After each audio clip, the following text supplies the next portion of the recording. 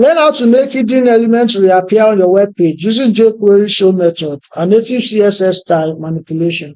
In this lesson, we want to look at how you can show hidden HTML elements using the jQuery show method as well as the native CSS style manipulation in JavaScript. Because oftentimes you might, have to hide elements in your code and also need to make them appear after being hidden. For example, let's say you have something like this, a menu that you can open and close. This is one use case of how you can make elements disappear and to reappear on a web page. And it is a common practice in web development that you usually have to hide something so that you can reveal it later when the user does something specific, like maybe opening a hidden notification, dropping down a mobile menu that I just displayed now, or even showing the correct answer to quiz question. So if an element start off within your HTML with its style that is set to display none, you can use jQuery in order to show it and instantly bring it back into view. And you can as well use native JavaScript code to bring it back into view as well. So let's move into our code and build an example that demonstrates this. So before I move into the script tag, let's quickly add some HTML tag here. And we're going to just give it some random thing. Then make another one with an ID of 02. Hello now.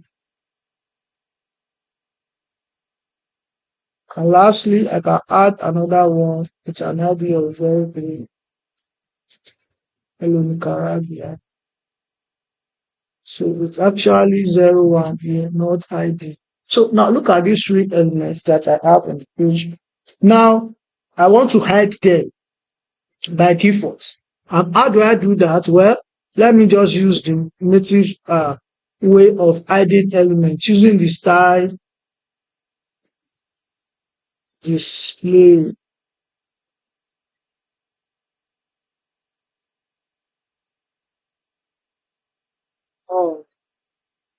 And you can see that it has hide it from the page. So I can do the same thing here.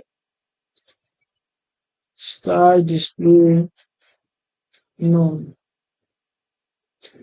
Style display none. And now you can see all the three elements have disappeared from my page. But that does not mean they are not in the DOM. And how do I know they are in the DOM? Well, let's take a quick look. If we try to inspect this, I'll check our DOM. Now, are they live? Well, let's check the body elements. They are not in the head, right? Then inside the body, they are not in the header class. And they are not actually in the main body as well. And this is very beautiful. Now, they are hidden from the DOM as well, but they are not deleted in the DOM memory. Let's make proof to us that these elements are not deleted. It's just that they are hidden and they are no longer visible. And with jQuery, I'm going to bring them to reappear on our web page. And when we do that, that is going to prove to you that these elements are not deleted. They are only hidden from being visible. So let's move on and call on the document and the ready function.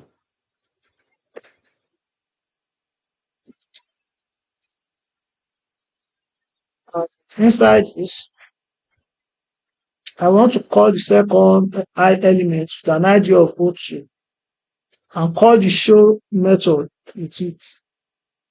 And boom, hello Norwood.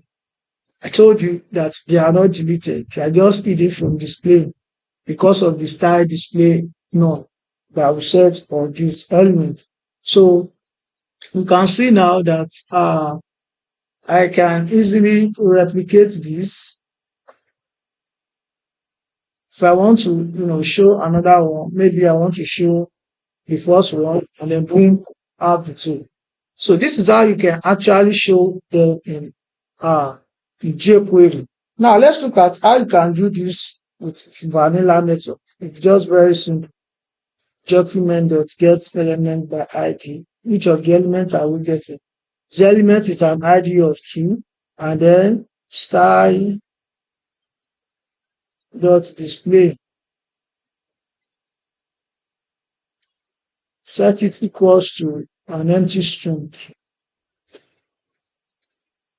And boom, we have hello Norwood. Now, because of something as simple as this, just take note of what jQuery has to do.